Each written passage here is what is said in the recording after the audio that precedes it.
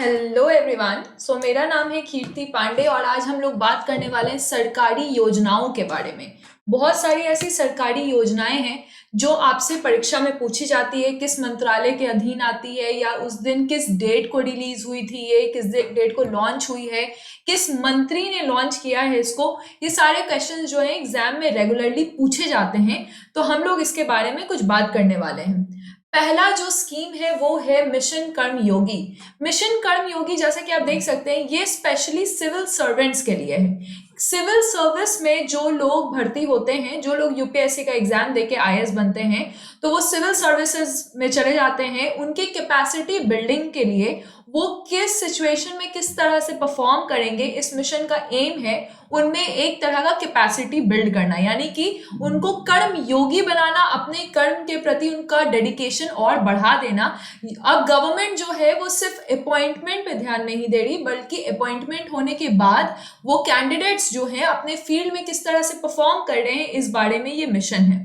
तो union cabinet जो है, जो कि चेयर कर रहे हैं प्रधानमंत्री नरेंद्र मोदी, आपको पता है प्राइम मिनिस्टर जो है वो कैबिनेट के हेड होते हैं। तो ये जो है इन्होंने लॉन्च किया है mission Karma Yogi, national programme for civil services capacity building for civil services pan India. ये पूरे भारतवर्ष में, पैन इंडिया यानी कि पूरे भारतवर्ष में जितने भी सिविल सर्वेंट्स जो हैं वो आते हैं और वो बहुत सारे चैलेंजेस को मीट करते हैं। अब कोई 21 साल में अपॉइंट हो गया या 25 साल में अपॉइंट हो गया और वो बच्चा जो है, मतलब वो लड़का या वो लड़की जो है, वो चैलेंजेस ऑफ सोसाइटी उतने अच्छे से उनको पता नहीं है क्योंकि उनके पास एक्सपीरियंस नहीं है। तो वो कैपेसिटी बिल्डिंग के लिए ये मिशन कर्म योगी आया है। इसका एम वही है, कैपेसिटी बिल्डअप करना। इसके फीचर्स हैं कि रूल बेस्ड को छोड़कर रोल बेस्ड, यानी कि रूल बेस्ड से हटके, जैसे कि किताब कॉपी में जो लिखा रहता है, बहुत सारी चीजें लिखी रहती हैं बुक्स में, उसको हटाकर पर इसमें रोल बेस्ड उनको लाया जाए, यानी कि प्रैक्टिकल अप्रोच दिया जाए, ऑन साइट लर्निंग पे ध्यान दिया जाए, ऑफ साइट लर्निंग पे नहीं, यानी कि किताब कॉपी से बाहर हटकर सोसाइटी को समझने के लिए उनके पीछे गवर्नमेंट एज अ गार्जियन रहेगी। यहाँ पे मटेरियल, इंस्ट्रक्शन, पर्सनल, ये सब इनके लिए जो इंफ्रास्ट्रक्चर बिल्डअप किया जाएगा, ट्रेनिंग इंफ्रास्ट्रक्चर, यानी कि वो वहां जाके अपने बात को डिस्कस कर सकते हैं। इस तरह की चीजें जो हैं गवर्नमेंट मिशन कर्मयोगी में लेकर आई है। Frame of role and activities, ये सारी चीजें जो है आई गॉट कर्मयोगी जो है अब ये पोर्टल बन गया है, मतलब एक पोर्टल बना दिया जाएगा जहां पे ऑनलाइन भी वहां पे वो जाके लर्न कर सकते हैं।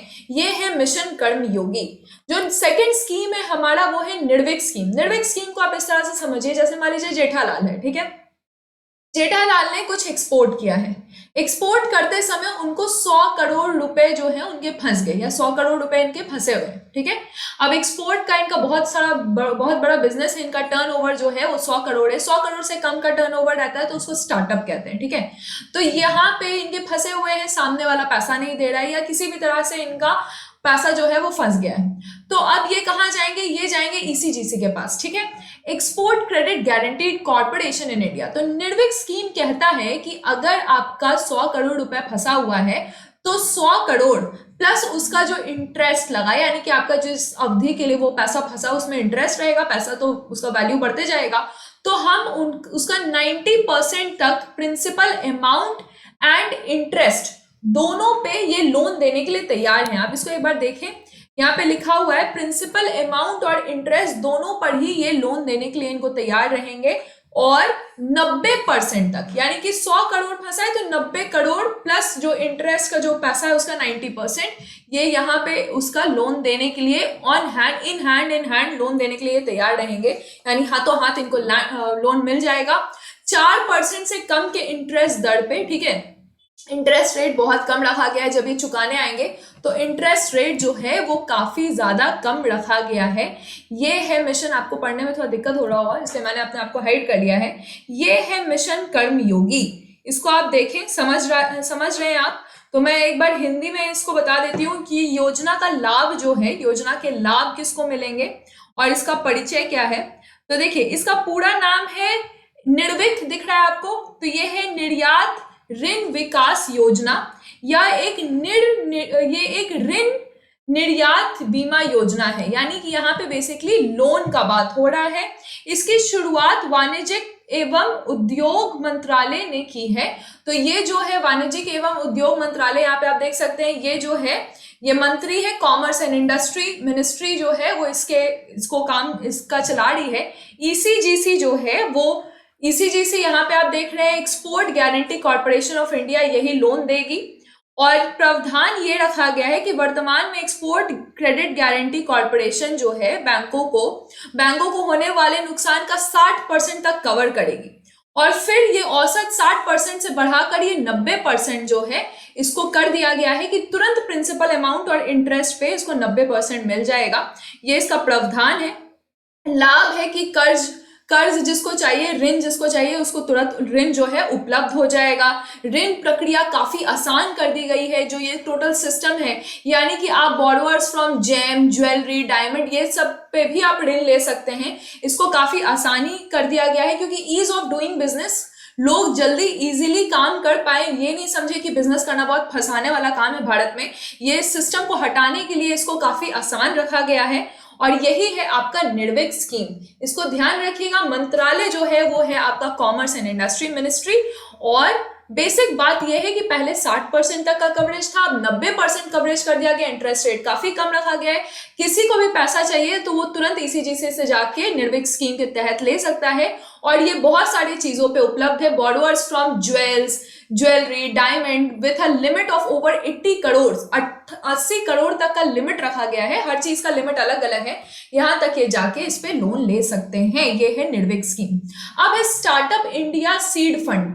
तो पहले तो स्टार्टअप का मतलब क्या होता है? स्टार्टअप का मतलब होता है कि कोई भी ऐसा जो बिजनेस चल रहा है, ठीक है, तो वो बिजनेस 10 साल से कम का हो, ठीक है, वो बिजनेस 8 साल का है, 9 साल का है, 4 साल का है, अभी अभी शुरू हुआ है किसी का भी, तो यहाँ पे वो बिजनेस उस 10 साल से कम का हो, और ये जो इसका जो टर्नओवर है, मतलब बिजनेस से जो टर्नओवर आ रहा है वो 100 करोड़ से कम का हो, तो हम लोग भारत में उसको कहते हैं स्टार्टअप। अब ये नया स्कीम है। On 5 February 2021 the government of India made an official announcement about the SISFS। इसका मतलब है startup India seed fund scheme. It has been approved for a period of 4 years and was implemented with the effect of 2021। तो 2021-22 में government ने 945 करोड़ जो है वो अलग रख दिया है इन लोगों के लिए कि 4 साल में स्टार्टअप्स को बढ़ावा देंगे। यानी कि वो स्टार्टअप्स जिनका जैसे कि प्रूफ ऑफ वैलिडेशन अच्छा है, कंसेप्ट अच्छा है, तो उनको 20 लाख तक का लोन मिलेगा। मार्केट एंट्री बहुत अच्छा है, कमर्शियलाइजेशन बहुत अच्छा है, तो उनको 50 लाख तक का लोन दिया जाएगा। तो आत्मनिर्भर भारत कैंपेन के तहत इसको लॉन्च किया गया है। आत्मनिर्भर भारत कैंपेन यही कहता है कि अब नौकरी के पीछे नहीं भाग के लोग जो है वो उद्योग जगत में आना चाह रहे हैं, स्टार्टअप शुरू करना चाह रहे हैं, यानी कि सिर्फ एम्प्लॉय नहीं होना चाह रहे, और लोगों को एम्प्लॉयमेंट देना भी चाह रहे हैं। तो ये है नए भारत का सोच, और इसको गवर्नमेंट जो है वो हेल्प कर रही है। इंक्यूबेटर्स को रखा जाएगा। इंक्यूबेटर क्या होता है? जैसे कि कोई भी बच्चा होता है तो उसको इंक्यूबेशन में रखा जाता है, कुछ टाइम के लिए उसको शीशे में रखा जाता है ताकि वो जो प्री मेच्योर बेबी है तो वो ज्यादा डेवलप कर जाए। तो उसी तरह से स्टार्टअप जो है वो सिर्फ पैसे के कारण फ्लॉप ना हो जाए, इस तरह से गवर्नमेंट जो है वो बढ़िया आइडियाज जो गवर्नमेंट को लग रहा है उसको सेलेक्ट करके उनका सीड फंडिंग करेगी। सीड यानी कि बीज फंडिंग, यानी शुरू का जो पैसा रहेगा वो गवर्नमेंट लगाना चाह रही है। और आप इसको एक बार पढ़ लें ध्यान से, या स्क्रीनशॉट आप ले सकते हैं।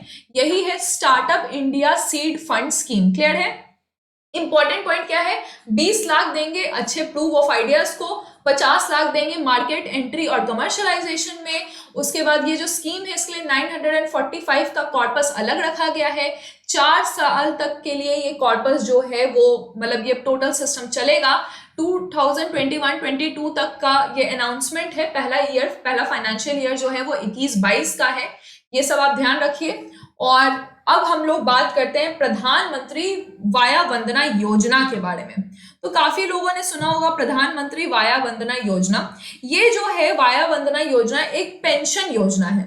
60 वर्ष या उससे अधिक जो वरिष्ठ नागरिक हैं उनके लिए 4 मई, ठीक है, 4 मई 2017, ठीक है, 2017, 4 मई 2017 आप देख सकते हैं से ये योजना जो है उसमें निवेश की शुरुआत की गई है।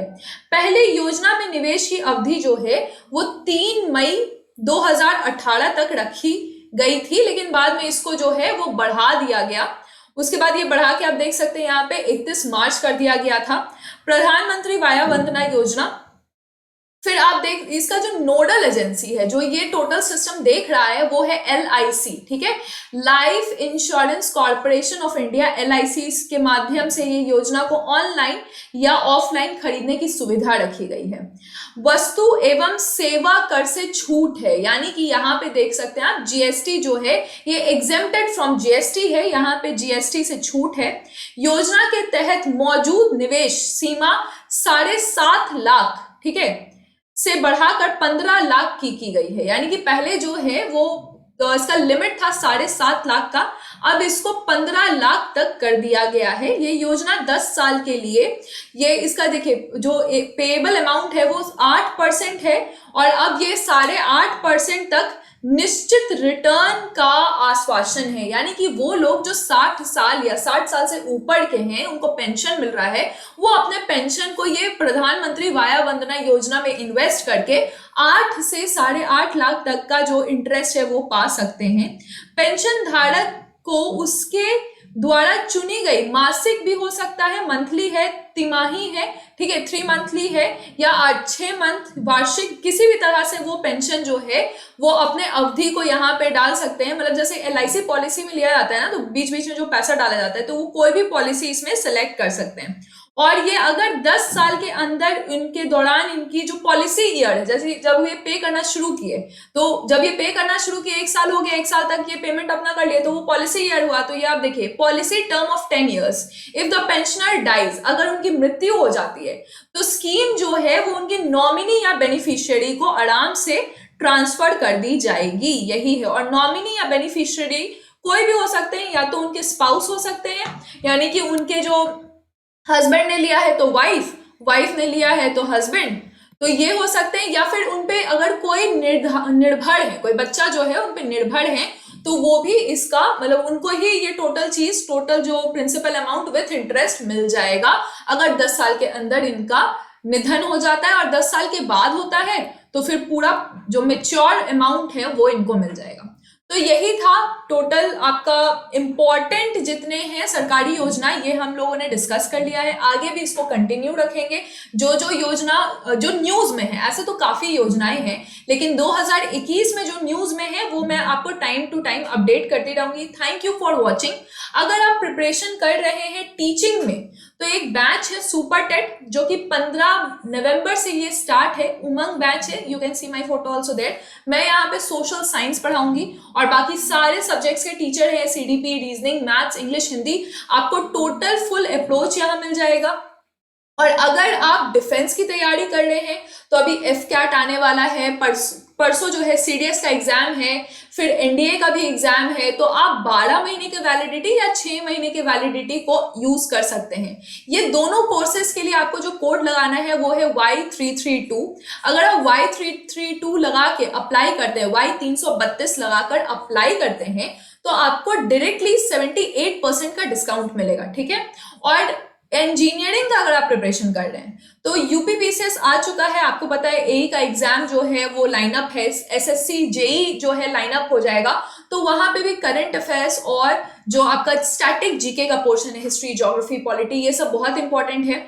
तो इसका हॉलिस्टिक तैयारी, यानी कि आपका जो भी ट्रेड है, सिविल है, मैकेनिकल है या इलेक्ट्रिकल है, तो उसका प्रिपरेशन प्लस रीजनिंग का प्रिपरेशन प्लस GK और करंट अफेयर्स का प्रिपरेशन के लिए बैचेस है। आप ऐप पे जाके देख सकते हैं, कोड है Y332, आप इसको यूज करेंगे तो आपको ये मैक्सिमम डिस्काउंट जो है 78% का मिल जाएगा।